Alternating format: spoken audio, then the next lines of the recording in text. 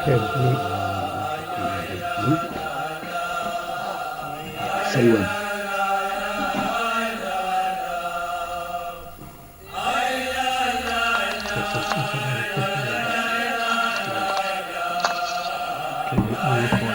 Yeah. Can I go on?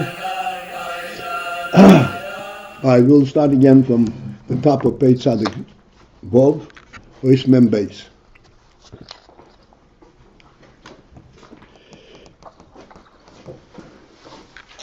And what we're dealing with is that now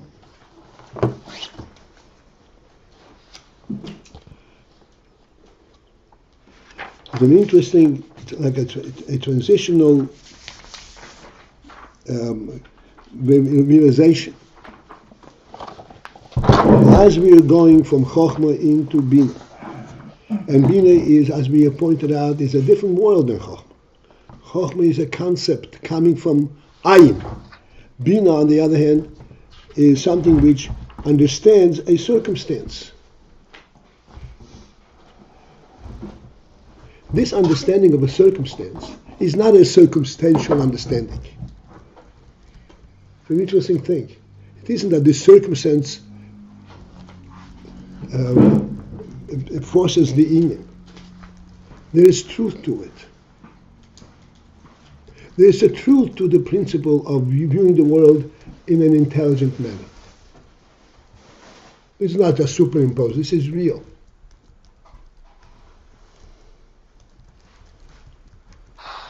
This is called the sichli aspect. Sichli is not just a mean of looking something that is not seichel. There is a seichel in this whole phenomenon. To the extent that there is what's called etzem hasichli. Etzem hasichli, the word etzem means the essence, which means that the sichli is not merely a derivative that comes as a result of certain experiences and is a response to a circumstance. But there is an inherent truth in this whole phenomenon of sichli.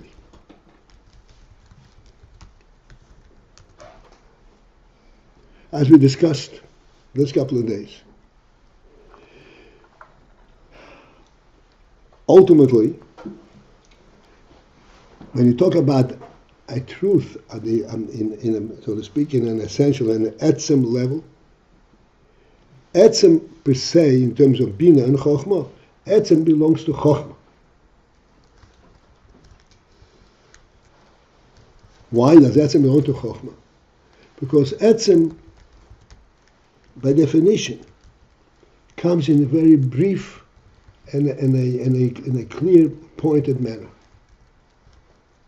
Binah is an elaboration. Binah is a what? Elaboration. Elaboration. So if we say that there's an etzem in haskola, in sichli, in binah, this is the chochmah element. How chochmah looks at binah. Chochmah says, this approach that you have is true.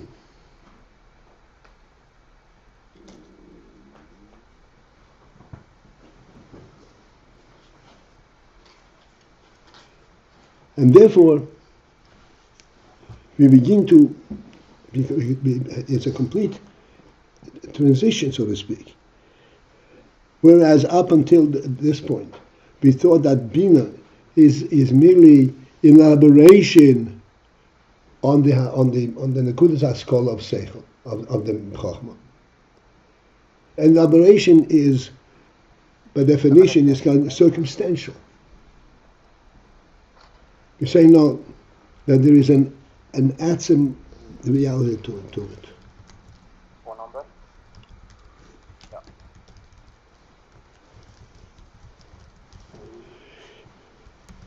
To put this in perspective, which we tried a lot and want to do it now, perhaps we'll catch on.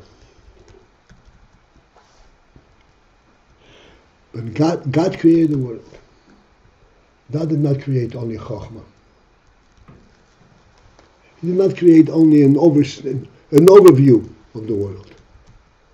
He created the world in every aspect of the world. Every less blade of grass, every less tree, every less seasonal change, or daily change. All that carries a godly phenomenon, truth.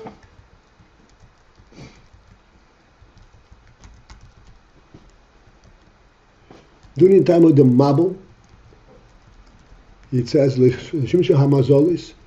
the seasons were completely confused. This was a disruption of the godly creation. And then God made this covenant with the world. It says, it's never going to be disrupted in the end. This is what my world is.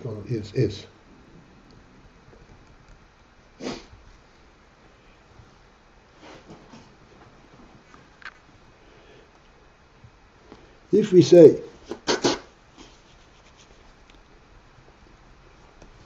that if there is a disruption in the seasonal system, it's a disruption of the truth of the world that God created, that means that it has an inherent truth in itself.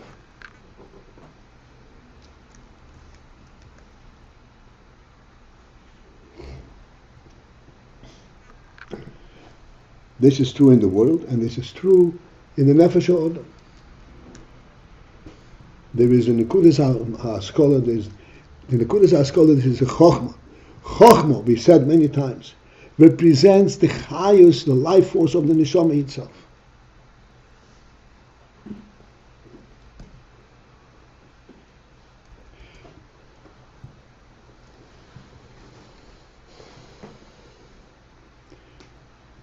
And then it comes out all the way at the bottom of it. In Nekudas HaSkola, Nekudas HaSkola means how can you perceive the life force of the neshama from an external perspective. You're looking at something which is real in itself, and yet you can look at it. This is what we point out all the time. We point out all the time, and we still have to point it out.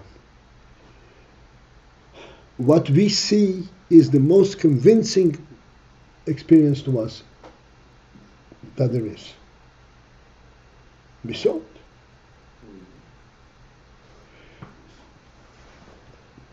While this is true, we do not realize that sight itself is really quite precarious.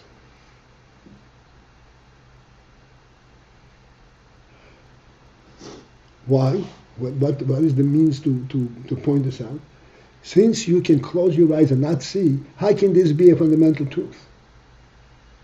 Fundamental truth cannot be disrupted.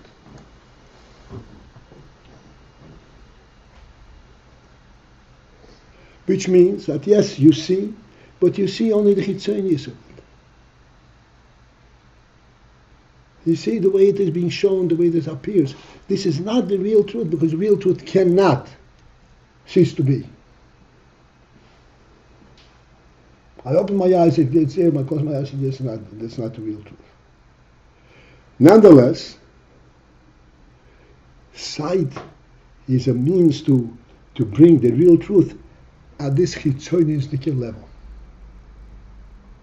so that you can begin to understand it and think into it. This is called Nekudas HaSkola. This is the bottommost of chochmah, but it's in time and space. Time and space means it is there and not there. It is there because time allows for it. It is not there on its own. Therefore, it is not the real thing.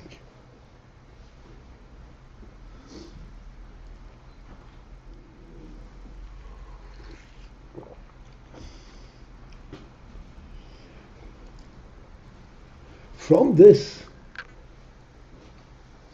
comes another faculty that the REBBE created, what's called binah. And it realizes that this Nekudas HaSkola, there is an inherent truth in it. Let me get into it and see what this is about.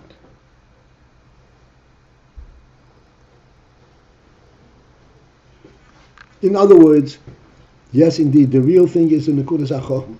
But if Chochmah is shown, it can be seen from a worldly perspective, that vision is true. It's meant to be. And my job is now to identify what is true about this. This is binah.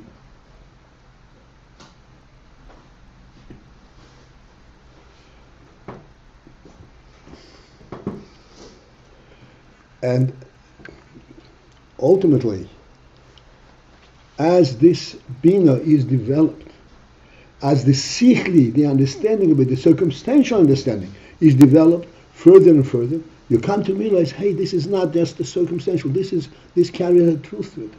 It is meant to be. This is what Hashem's world is about.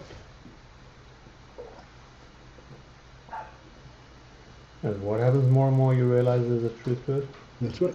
As what The world, the circumstantial element.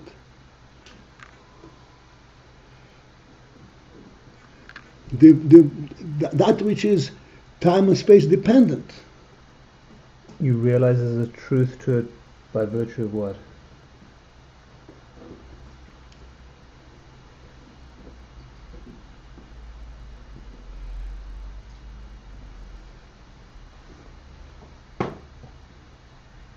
By virtue of the fact that it is there and the means to know it has been provided for.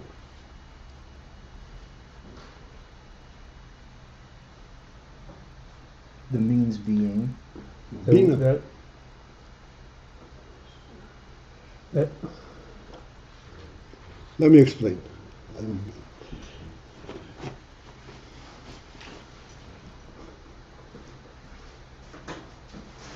What is the difference between identifying things in the room by touch, identifying things in the room by sight? Identifying the very, very same things. By touch, you go around the room, you touch every piece of furniture in the room, and it's there.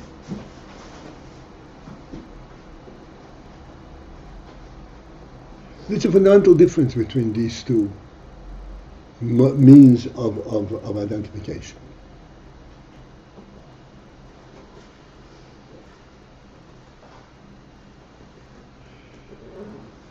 Do we understand? Do we see this?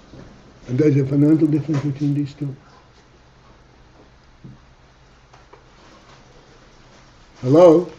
Well, yeah, sure. But, I mean, the question seems to still remain, why do you see there's a godly element to things that are within time and space? And the answer given was, because they're there and you have the means to understand them. That's like saying... No, wait a second.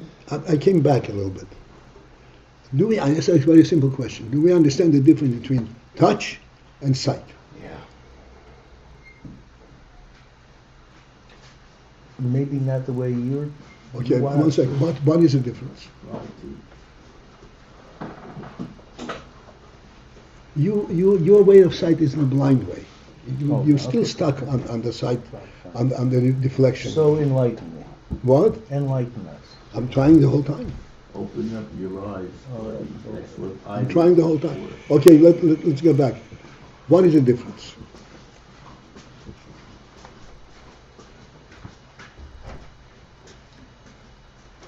So I mean, listen, we identify, we see that there's a difference. What is the difference? Can we speak about it? If we feel that there's a difference, so let's go to the other and try to identify the difference.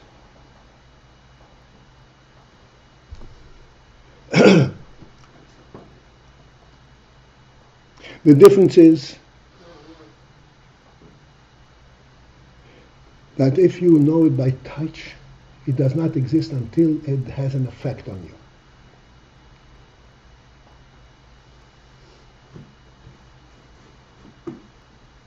Whereas when you know it by sight, it exists in its own reality.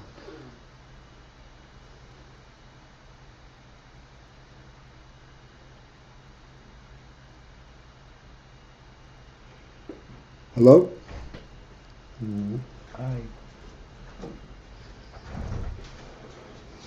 You with me in this? No. Yes? If this is true, if you realize that there is its own reality, that means that even in the experiential level of awareness, you see it in time and space. It's fundamental truth to it. Its truth is not only by virtue of its effect on you, but it's in its own reality. Again, because you have a sense of sight, here we're calling it, that gives also validity to the element of touch, yeah? No.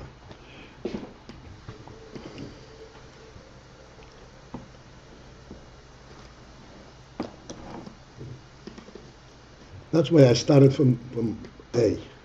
Do we sense a difference between knowing things by touch, knowing things by sight?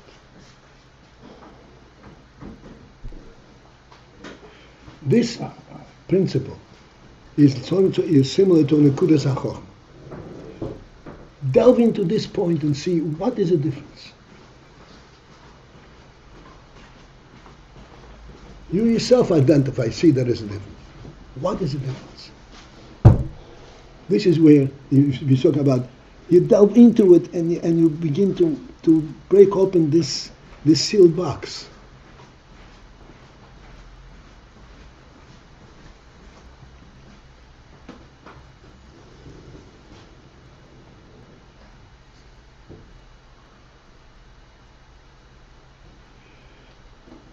When you break open this sealed box, you come to realize that even a circumstantial knowledge is also carrying a truth, a fundamental truth, like sight. What? Because by virtue of... But forget about virtue. Do you see it or you don't see it? No, I'm not getting this connection. We're just establishing that we've said it at the outset, and we said it inside the shir. Chochmah seems to be about the essence of something. Binah, the elaboration, seems to be circumstantial. Fine. Now, you're saying, if you delve into One second. I see what's happening. Okay. Let me give you a very simple illustration of the difficulty that you're encountering. You're finding your way in a labyrinth of streets.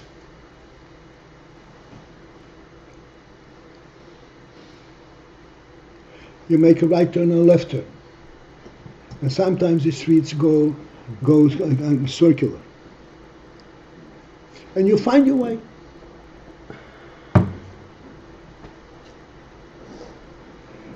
Whenever you are, like you're in Brooklyn, and you made all kinds of different turns. How do I know I'm in Brooklyn? I started out in Brooklyn, maybe I'm not in Brooklyn anymore. Maybe not in the underworld anymore.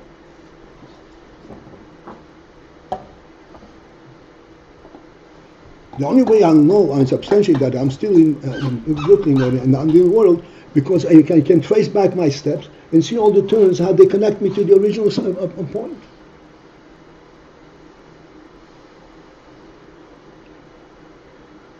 Is that a valid way of thinking or not?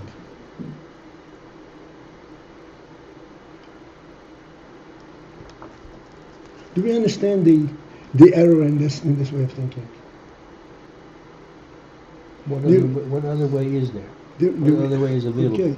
The reason that you're still in Brooklyn is not because you made all these turns and they connect to the original point, but because Brooklyn extends itself into all the space wherever you go.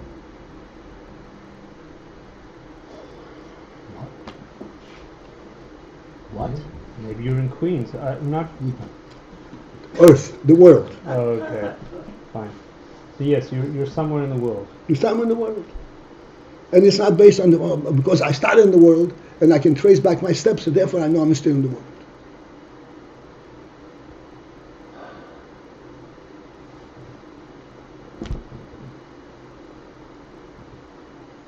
Hello? It sounds so trivial. It's so fundamentally important, and our thinking, our scientific thinking, is confusing us. It's blinding us to the reality of life. The Nimshal here with I'm in Brooklyn or I'm on Earth. The Nimshal is I'm still on Earth. you started with the question, and then I stepped off from the question. I started trying to explain, of you, how we can identify. We say that in binah we also have a reality. I left behind that point of the starting point. I started because I'm still in the same reality. I delve into the reality. I don't base myself on the starting point.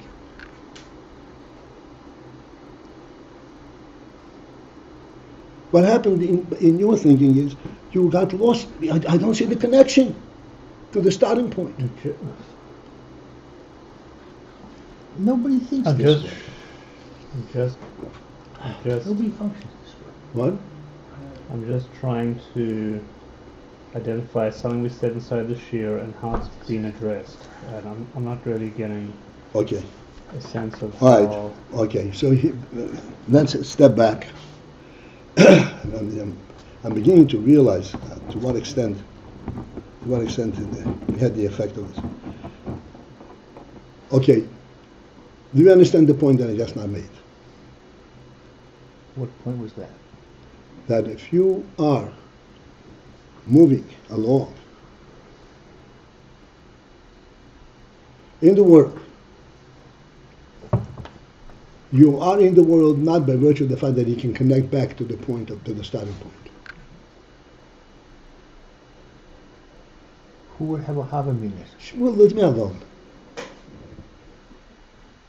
You don't even want to think along with me. You remain in your own box. Because you're up in Yatzilus somewhere. Okay, so I'm in Atzilus.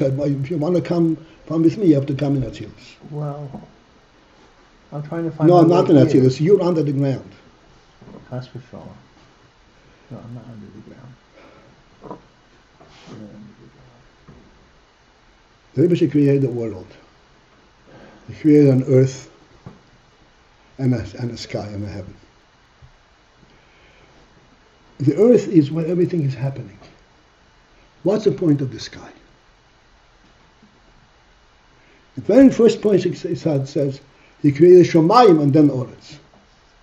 Why Shomayim first? The Oretz is the most important thing. Everything happens in the Oretz. If you open the Chumash, you'll see. Once this posuk presents to you Shomayim and Oretz, forget about Shomayim. It talks only about Oretz. So why was Shomayim introduced in the first place? The earth is in the heavens. Why was Shomayim introduced in the first place?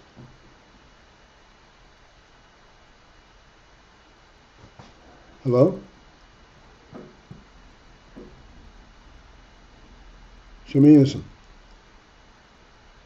Are you with me or not with me? Mm-hmm.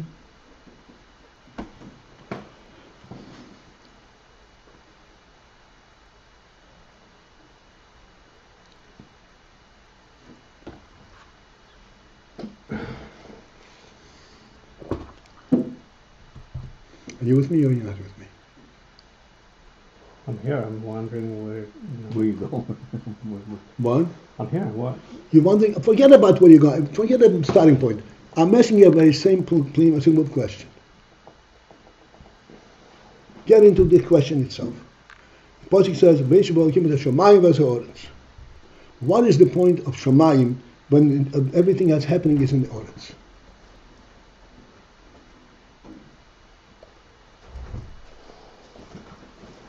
Look in the Chumash. There's no mention of anything from Shomayim. Once you start, the second pasuk, and everything that it first further elaborates on Oretz. Why was it Shomayim introduced for?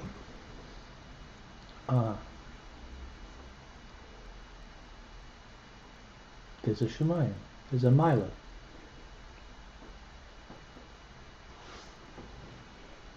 Hello? These are questions or rhetorical questions? These are rhetorical questions, but I want you to react to rhetorical questions so we You can want a continue. reaction? We cannot live without the sky. We've talked into this. The sky is What? What does it give? The sky gives reality. Sky provides everything. 1 second. What is the reality that the sky provides?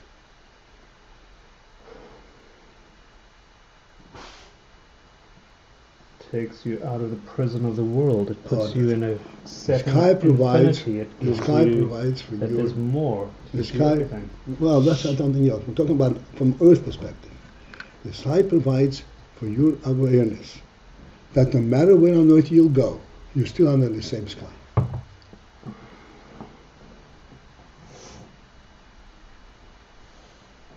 So that you don't have to keep trace of where you started in order to know you're on the same Earth.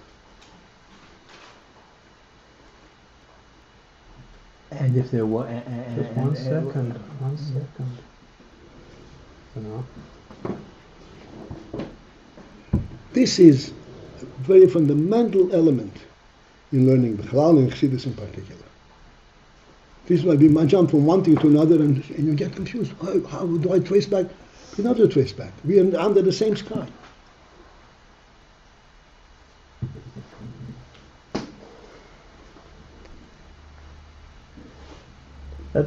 Okay. What? It just seems evasive, but okay. Evasive? I just had a very simple clarification on something that we said inside the shiur. We're kind of going all over the place. The fact that binah has the imprint of etzem was said multiple times. Why and how it has that imprint of etzem has not yet been addressed directly. Okay, we want to step back or reframe it, but I don't know if my question was even heard. The question is being heard the whole time. Fine. I'm trying to... 1 second. You're trying to frame it up. Okay, I'm Oh no, frame it out. There's no way to frame it out. It does not. Its truth is because of the sky that encompasses it, not because of itself. Right. That 100%. But then it did seem like inside the shiur it was said, the more you look into the details of binah and the actuality of it being there, the more you sense its etzem. That's right. You know why? Which seems not the case. No. It is the case. Yeah, go ahead. It is the case because the reason you can identify so many details in the binah is because it all related to the same truth. That the very circumstantial nature and the details of binah point to the truth itself, which is, it's a little paradoxical, but okay. 1 second. You see, I get. Yeah. there are many different pieces of furniture here. Are these pieces of furniture disparate, or are they united? But I will say, I understand they're completely united, but I will say this: there is an element of worldliness where there is circumstantial developments that actually lead away from, they don't bear testimony to the oneness, they seem to lead away from the originating principle, the originating chochmah, the truth of why they're there. That's where I'm having I hear you. Okay, let's react to this. Fine. Let's react to this. Yeah. There is no way, no matter where you lead away, there's no way you'll be completely dissociated to the truth. There's no way. Yeah, that's okay, fine. But within that leading away, the details do not bear testimony to their origin point. They are leading away. No, there is a return point. not true. The details. You get involved in details, and you lose the oil, so to speak, of the oil, the oil that unites them. But ultimately, the more you get in, you see how they're interrelated. They remain. Maybe like by virtue of or choser, or some kind of end point that gets reached, correct? No. Okay, so let me give an example then. 1 second. Nothing. Not because there is no reality Except to an entity, but being connected to the ultimate reality. okay, so that fine. Okay. So 2 examples, right? Let's say motor racing and the fashion industry. These seem to be like fairly 2 industries that seem to lack innate purpose, and within each of them there's a myriad of details, and they're very, very popular, and the details are ever expanding. All that detail and information does not seem to bear testimony, does not seem to bear witness to one source. It seems to be a pointless expansion of energy comes an end point and somebody says, hey, I've got to get back to life, and he turns his life around. And we can go into other examples. I don't have any more examples. They're not any examples. Okay. Motor racing. Motor racing. Motor racing, motor racing. Would you be going motor racing on Mars? No. Why not? Not this year. Why not? Why do you have what Exactly. for? We could go to Mars and race there. No, but I'm asking you. Yeah. The motor racing, does it have a sense that it's still on Earth, or it has something to do with the Earth? It's just an independent experience.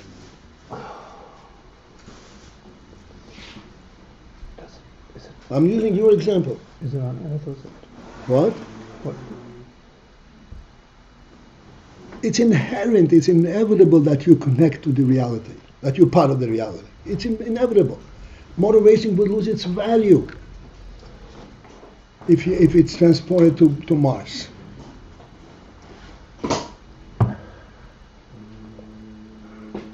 You lose sight of it, but it is still completely embossed by it.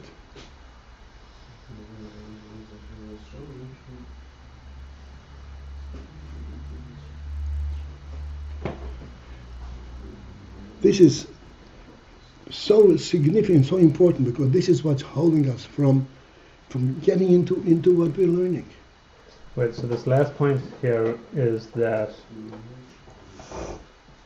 it's sort of that it innately takes place on Earth and it couldn't happen elsewhere. That's right. There's no way. I'm saying you can make all kind of different twists and turns. You're still going to be on Earth. There's no way out. That's saying that everything connects back to. Doesn't connect. It remains in the same reality. It's owned by the reality. Okay. Doesn't connect. That's exactly what Benjamin said. It doesn't have to connect. It just remains there. And therefore these circumstances have the imprint of truth. That's right.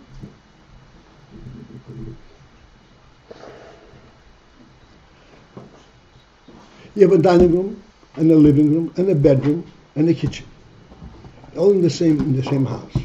Is there a relationship between them, or is not a relationship? Each room has its own function.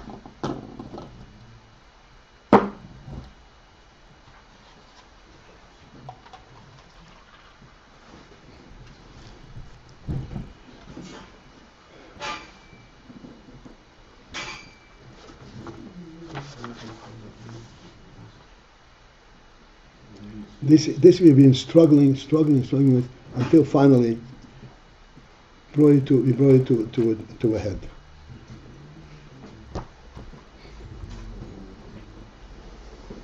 Every time I make a little turn, Shmuel Yosef gets so disrupted. You started here and you're going over there. Yeah, of course.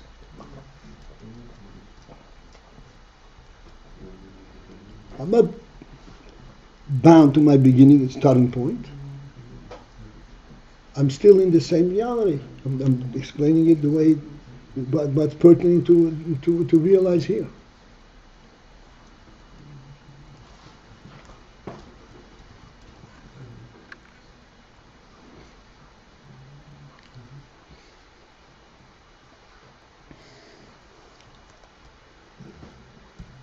This is identical to what I started with. If you drive your car and you make all kinds of twists and turns,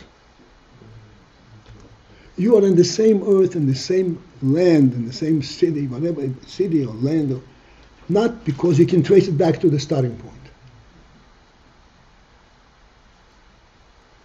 but because that's where you are at this moment. And what's the profundity of that? What's the inspiration?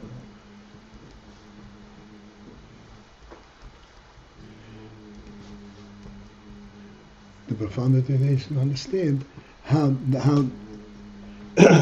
this moment right here in Brooklyn is connected to the ultimate truth, and it's there because of the ultimate truth. not because of itself. Okay, the ultimate truth is God. 1 second. The ultimate truth, whatever it encompasses it. Well, you have to define it. I don't have to define it. What is it? No, I don't have to define it. This is not what we're learning. We're learning about this.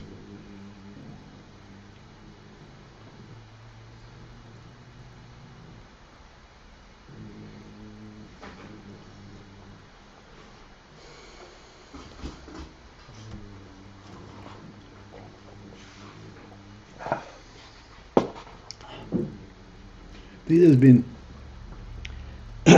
bugging us and holding us back from getting into a real discussion because hey, you're here, but how, I know Kingston Avenue. This is not Kingston Avenue. How am I still in the same place?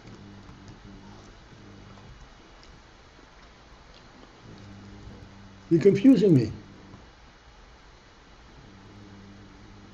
Crown Street is real only if I can trace it back to Kingston Avenue.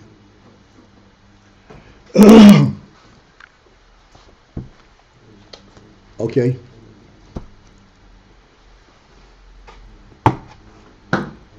Let's leave it alone at this point.